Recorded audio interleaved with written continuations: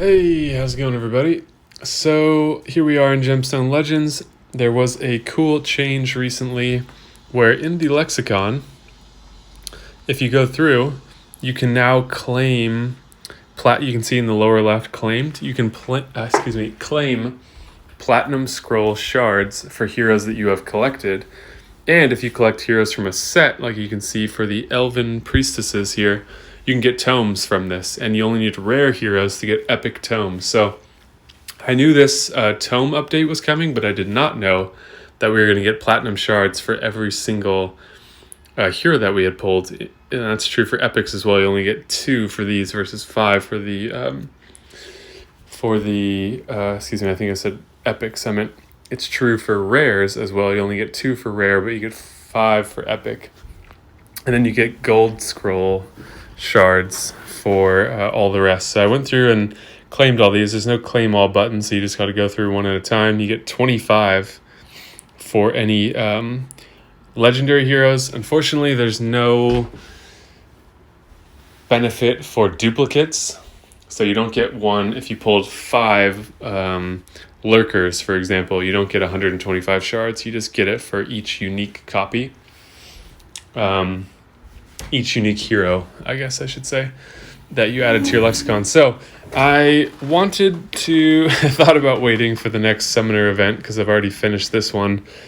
And I've got 6 platinum scrolls worth of pulls and a single gold. I've never done 6 platinums at once before, so that was a huge gift that they gave us, basically. Really cool. So,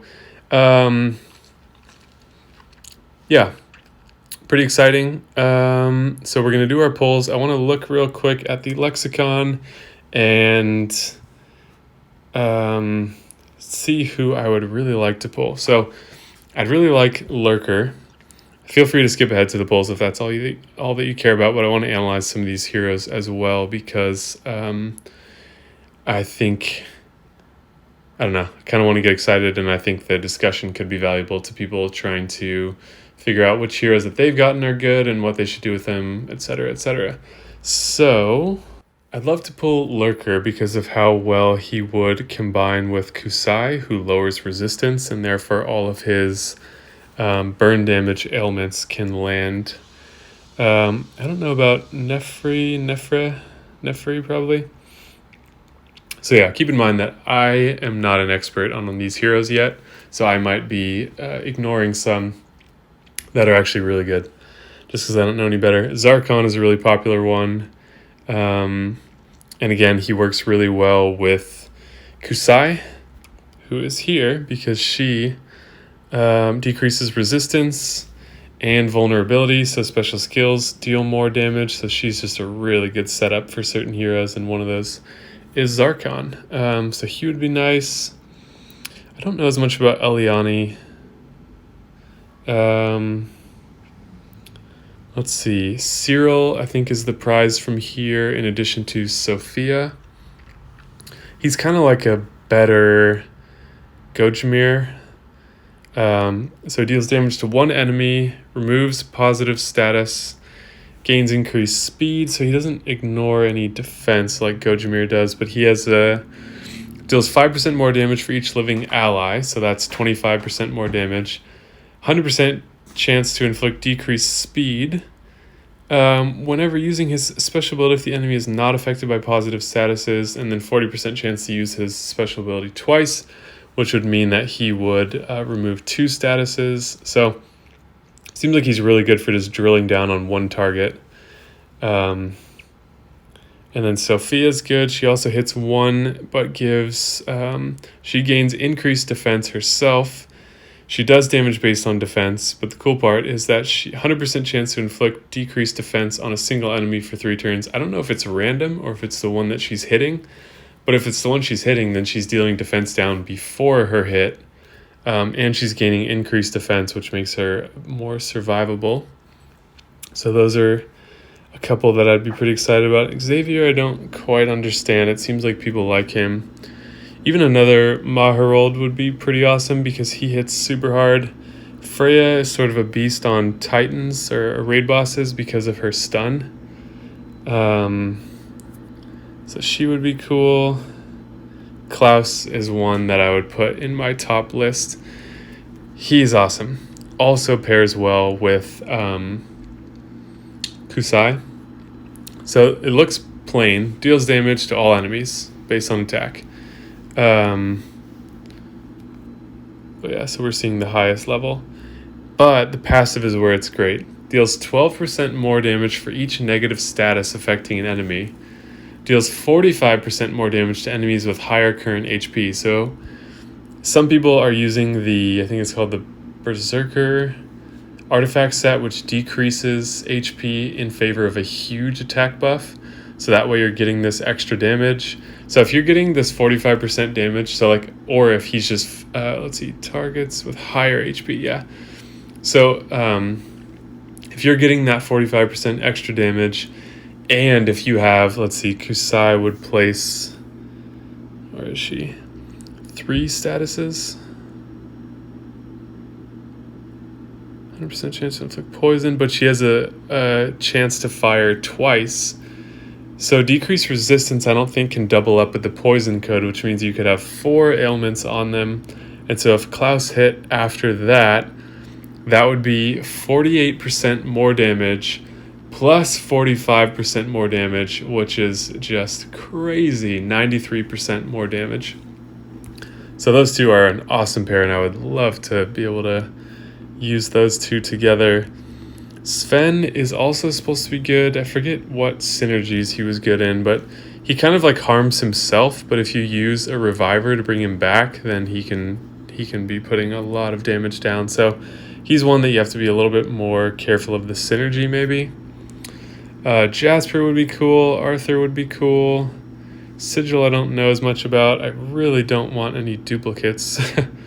I think Raphael would be awesome. He was the one that I tried for in my last summons when there was a boosted chance and did not get them. Did not get him. Gladiosa is pretty good still. She did take a nerf, but she seems really cool to me. She deals damage to 1, inflicts bleeding and silence, and then her passive inflicts bleeding for 4 turns whenever she deals damage with gemstones, so that's just putting a lot of bleed on all the time. Accuracy is increased by 25% for every 50 speed, immune to color blindness and silence. Deals damage to a single enemy, 100% chance to inflict... Oh yeah, so to inflict bleeding on a single enemy 4 times, so they can have 4 stacks of bleed. So she seems pretty cool. There's a lot that I'd be happy to have. So yeah, I guess without further ado, let's see what we can get. My alliance mates had some pretty good luck so far already. So I'm hoping that I can get some of that as well. Keep in mind that with these platinum scrolls, where does it say the odds here? Platinum is 8% chance. And if I have 6, that's a 48% chance approximately overall. It doesn't totally work that way, but that's a simplified way of thinking about it. So I only have got a 50-50 shot with these of pulling a legendary. But that's how it goes. The reason why the gold scrolls, from what I understand, have a lower chance of legendary than other games is because of how usable 3-star, 4-star, 3-star and 4-star heroes are to raise to 6 stars.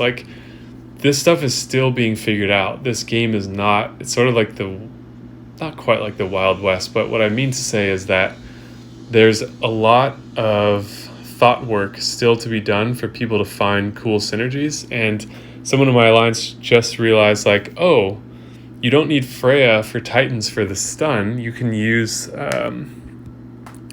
what's his name? Tharlik or something strange like that. Is he here?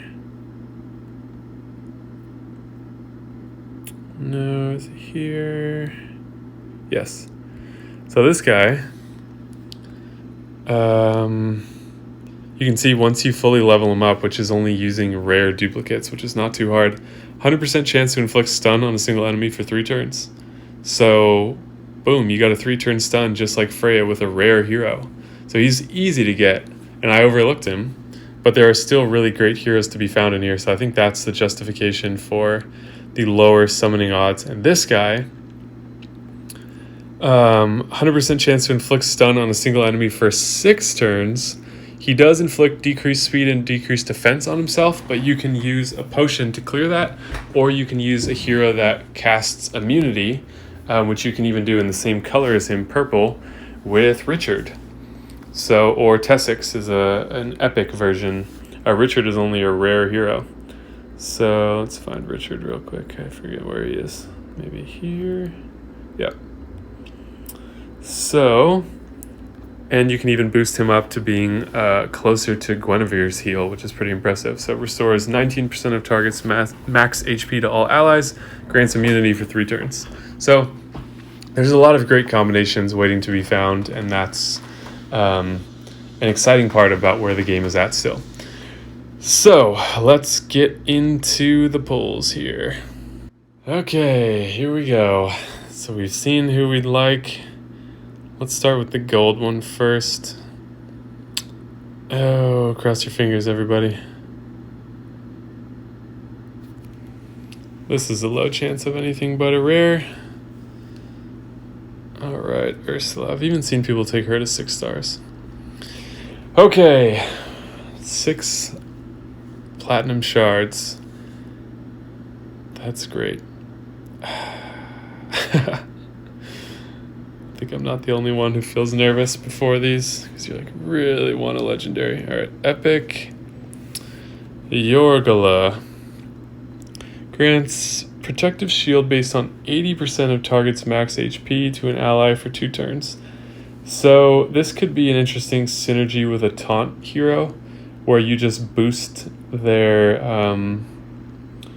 HP by a huge amount. 80% is crazy. And that's where this game is very interesting compared to Empires and Puzzles, because the hero types are totally different and the hero ecosystem is different. So there's synergies that could exist in this game that could never exist in Empires and Puzzles. And so if you're someone who's good at figuring that stuff out, this game will reward you handsomely, because people are still trying to get their bearings and there's not a dominant meta yet. All right, next one. Come on. Epic. Vivian. I think I have Vivian already.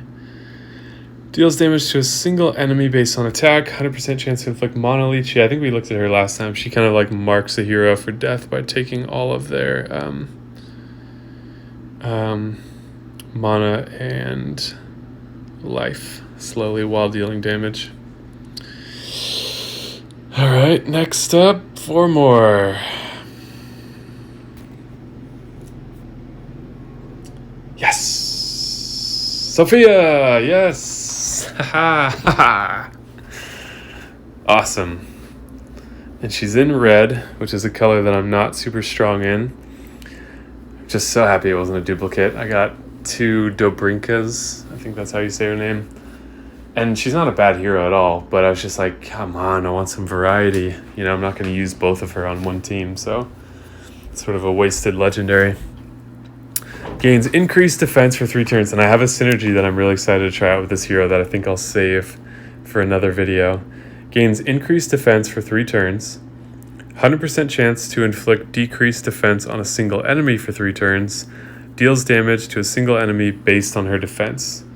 So you want to boost her defense massively, so that when she gains increased defense, it's, you know, that percentage is acting on a larger number, so the gain is bigger, and then her damage is much higher from that. So she's a hero that a lot of people like. I don't know what build I'll do for her yet. Whoa, that's so cool. I forgot about her passive. 75% chance to inflict decreased defense on all enemies for 3 turns whenever she kills an enemy. So that'll be more of a factor on offense, when you can use her really intelligently to take out a particular hero. But she could be good with Kusai also. I really want to make a synergy with Kusai. But Kusai casts decreased vulnerability, which means, casts vulnerability, which means that they take more damage from special skills. So that would be decreased defense, vulnerability, and then damage, which would be massive. So that's a great pull. I'm really happy with that. Let's see if we can push our luck here.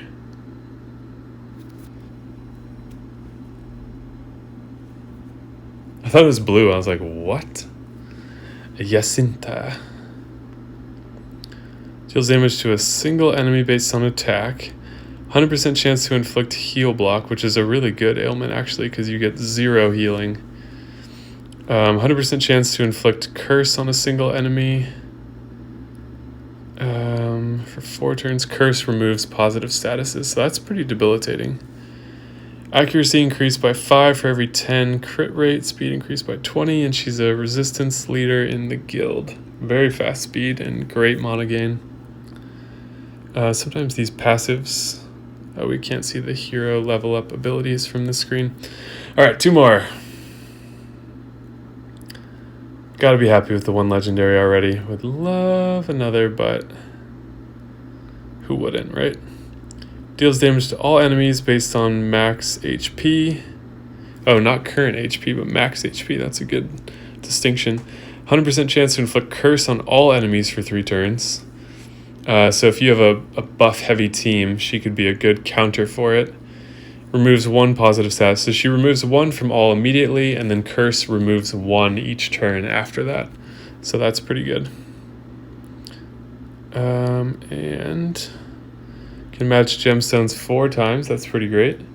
Gains increased accuracy for 2 turns at the start of her turn, which means she's more likely to land these ailments. She does have a 100% chance, but after the 100% chance, it then compares her accuracy with the target's resistance. And so you want to have high accuracy for her, and this is another way to increase that, or just with her passive. All right, last one. Come on, legendary. It's Klaus. Nope. Gonna have to be happy with 1. Myra does decreased defense on a single. 100% chance to inflict decreased defense on a single enemy for 4 turns. That's a long time. And vulnerability. So she's part of a really cool synergy that I've seen, which is using her and then using this hero called Atro. So just keep in mind, she's doing decreased defense and vulnerability, which are both around special skills. And then if we go back to here, and where is Atro? Here. So he sacrifices 30% of the allies with the highest attack's current HP, grants recovery to an ally for 4 turns, increase attack, and increase critical. So what you can do is you can combine him. So he gives huge attack buffs, basically. You can then combine him with, he's a Slav, I think, Petro, who deals damage based on attack. So you want to boost his attack. He's ignoring defense. And the greatest part is Etro is going to steal some of his HP because you want to build Petro to be the one with the highest attack. Recovers HP equal to 25% of damage dealt if affected by 3 or more positive statuses.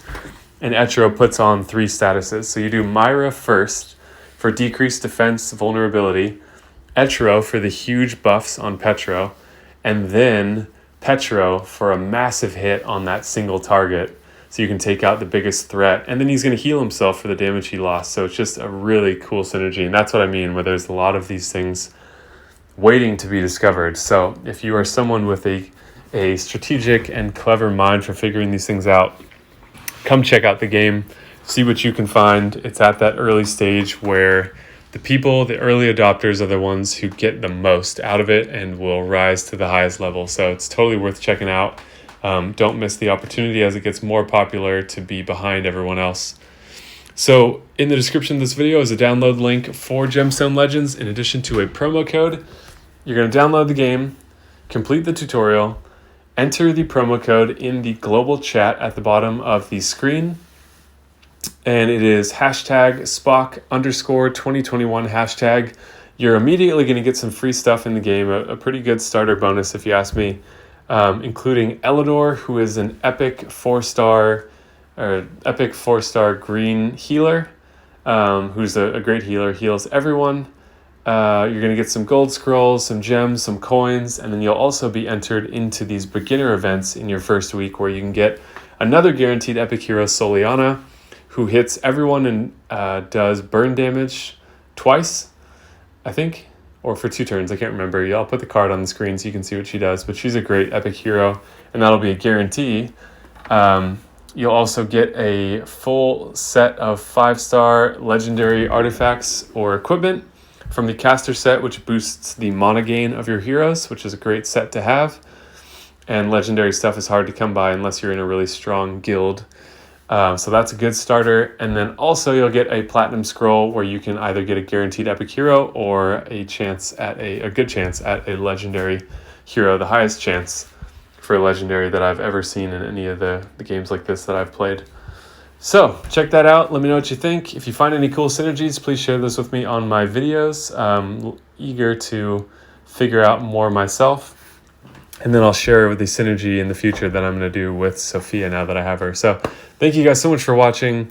Really appreciate it. If you enjoyed the video, leave a like. If you want to see more, subscribe and hit the bell icon. Check out my Gemstone Legends playlist for other videos that break the game down into a simpler way so you can have the most amount of fun with it. And I'll see you guys in the next video.